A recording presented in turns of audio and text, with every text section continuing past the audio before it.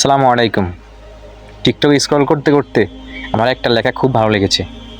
একজন লিখেছে, তোমার ছুঁড়ে ফেলা দেওয়া আমের আটি এখন বৃক্ষ।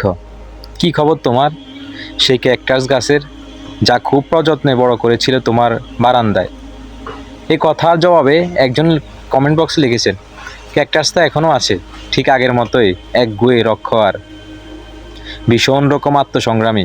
খুব বেশি জল তার সয় না, তাও নিজের মতো করে বেঁচে থাকার এক অদ্ভুত জেদ তার ডালপালায়।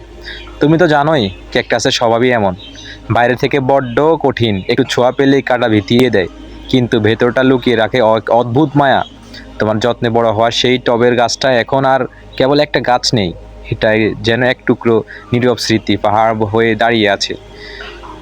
ঝড়ো হাওয়া আসুক কিংবা কড়া রোদ, সে ঠায় দাঁড়িয়ে থাকে, ঠিক যেমনটা সে শিখিয়েছিল। আর আমের আটিটা যে আজ বিশাল এক বৃক্ষ, সে খবর পেয়ে সত্যি বুকটা হালকা হলো। যেটাকে একদিন অপ্রয়োজনীয় ভেবে অবহেলায় ছুঁড়ে ফেলা হয়েছিল, সে আজ মাটি ফুঁড়ে আকাশ ছোঁয়ায় স্বপ্নমগ্ন। কত পথচারীকে ছায়া দিচ্ছে প্রকৃতি, বোধহয় এভাবেই হিসাব মেলায়।